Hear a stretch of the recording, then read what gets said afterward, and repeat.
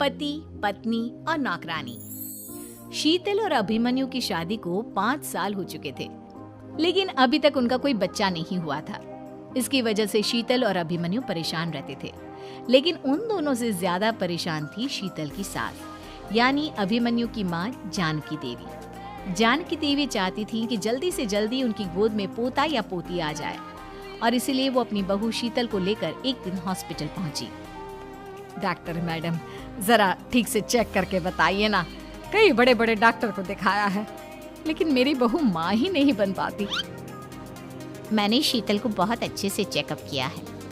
देखिए, बात यह है कि शीतल के अंदर माँ बनने की कैपेसिटी नहीं है। ये आप क्या कह रही हैं डॉक्टर साहब? कोई तो इलाज होगा ना, कोई दवाई दे दीजिए। देखिए, कुछ प्रॉब्लम ऐसी होती है जिनका कोई ट्रीटमेंट नहीं होता। आई एम सॉरी टू से, लेकिन शीतल कभी माँ नहीं बन सकती, क्योंकि उसके यूट्रस में अंदर से ही कुछ प्रॉब्लम है। घर आने के बाद क्या हुआ माँ? कहाँ लेकर गई थी आप शीतल को? अरे कहाँ लेकर जाती, डॉक्टर मैडम के पास ले गई थी, लेकिन तेरी बीवी तो कभी माँ बन ही नहीं सकती। मम्मी जी, इसमें मेरी क्या गलती? अगर अंदर से कोई प्रॉब्लम है तो उसमें मैं भी कुछ नहीं कर सकती। जानती हूँ, ये बात डॉक्टर के मुंह से सुन चुकी हूँ। अब दोबारा मेरे सामने इस बात का गाना मत गा। अरे माँ, परेशान होने की जरूरत नहीं है, हम सोचते हैं ना कुछ। अरे क्या सोचेगा तू? जब डॉक्टर कह चुका है कि तेरी बीवी माँ नहीं बन सकती, तो बता क्या सोचेगा तू? कहाँ से लाएगा बच्चा? माँ, ये तो मैं भी नहीं जानता। अभिमन्यु, क्यों ना हम अनाथ आश्रम से एक बच्चा गोद ले आए? क्या फर्क पड़ता है बच्चा हमारा हो या गोद लिया हुआ? आई बड़ी बातें बनाने वाली। क्या फर्क पड़ता है? अरे क्यों फर्क नहीं पड़ता? मुझे इस वंश को आगे बढ़ाने के लिए मेरे बेटे का खून चाहिए, किसी दूसरे का नहीं। लेकिन माँ, आप जानती हैं कि ये अब पॉसिबल नहीं है। मैं कुछ नहीं जानती। मैं किसी पराये की औलाद को इस घर में अपना पोता या पोती बन के बढ़ता हुआ नहीं देख सकती। मेरा वंश मेरे बेटे के खून से ही आगे बढ़ेगा। लेकिन मम्मी जी, ऐसा कैसे हो पाएगा? आप अच्छी तरह जानती है ना, मेरा और अभिमन्यु का बच्चा नहीं हो सकता। तो मैं अपने बेटे की दूसरी शादी करवाऊंगी, और अपनी दूसरी बीवी से ये मुझे बच्चा पैदा करके देगा। ये आप क्या कह रही हैं माँ? मैं किसी और से शादी नहीं करने वाला।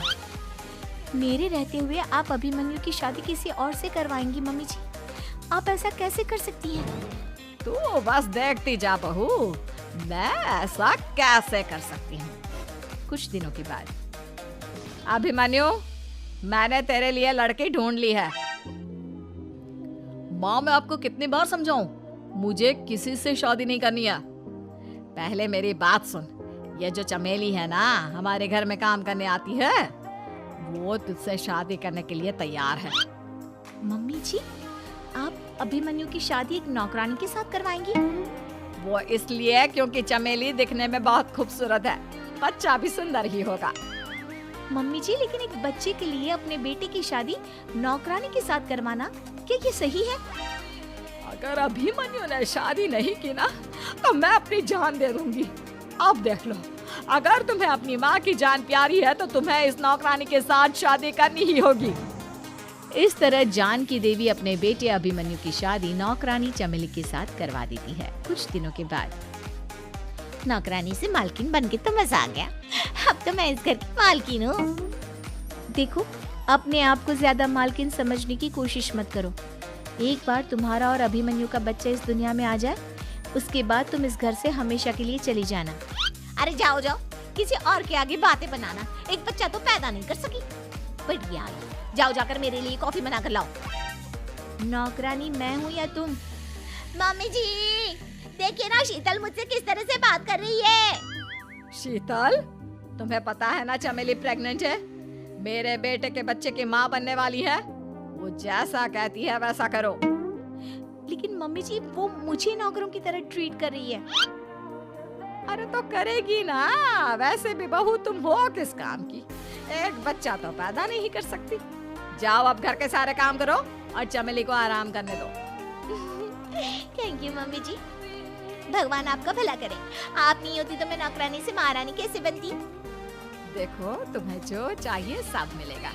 खूब खाओ पियो, मजे की जिंदगी जियो, लेकिन बस मुझे एक बच्चा पैदा करके दे दो। कुछ दिनों के बाद, मम्मी, बच्चे के लिए आपने मेरी शादी चमेली के साथ करवा तो दी, लेकिन दिन और रात का चैन मिट गया है। सारा दिन शीतल और चमेली की बहस चलती रहती है।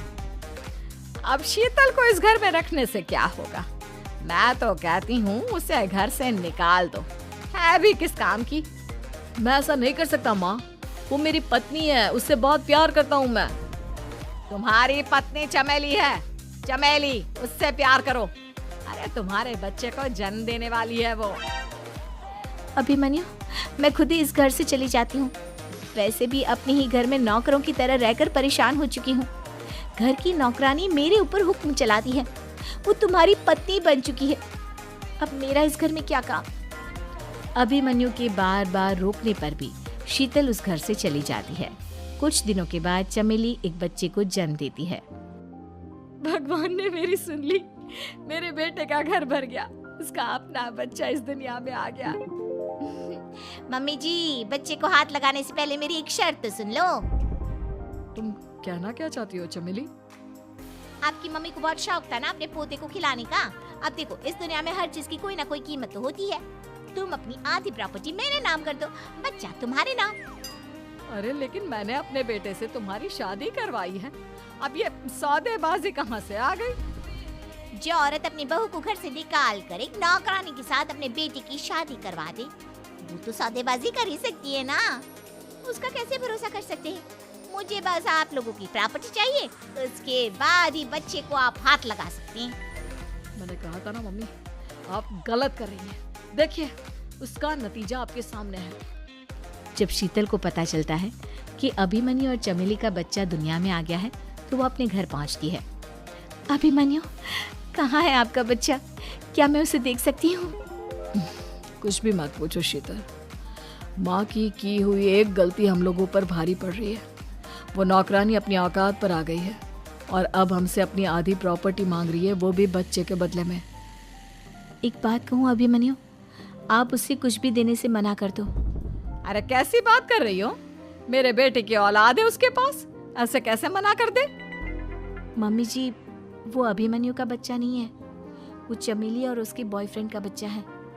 ये तुम क्या कह रही हो शीतल? ये देखिए वीडियो, चमेली और उसका बॉयफ्रेंड आपस में बातें कर रहे हैं कि उन दोनों ने मिलकर आपको बेवकूफ बनाया है और अब इस बच्चे के बदले आपसे प्रॉपर्टी भी हड़प लेंगे। हे भगवान, ये मुझसे क्या हो गया? ना तो बच्चा मिला और अपने बेटे की नौकरानी के साथ शादी करवा दी सो अलग। अब क्या होगा? मुझे माफ कर दो शीतल, मेरी वजह से तुम्हें बहुत तकलीफ हुई है। अभिमन्यु, मैंने कहा ना, उस नौकरानी को उसके बच्चे सहित इस घर से बाहर निकाल दो। लगता है मेरे अभिमन्यु का बाप बनने का सपना अधूरा ही रह जाएगा। अभिमन्यु, अपनी मम्मी से कहो कि परेशान ना हो। आपको याद है एक बार हम एक IVF सेंटर गए थे, मैंने फिर से वहां जाकर बात की थी और आपको पता है इस बार मैं प्रेग्नेंट हूँ, क्योंकि हमने वहां पर प्रोसीजर करवाया था जिसकी वजह से मैं प्रेग्नेंट हो गई थी और इस बात का पता मुझे बस कुछ महीने पहले ही लगा है। हमारा बच्चा इस दुनिया में आने वाला है अभिमन्यु। मुझे माफ कर दो शीतल बहू, मुझसे बहुत बड़ी गलती हो गई। कोई बात नहीं माँ, लेकिन अब हमें उस धोखेबाज नौकरानी को इस घर से बाहर निकालना है और इस घर की मालकिन को वापस घर लाना है, वो भी अपने बच्चे के साथ।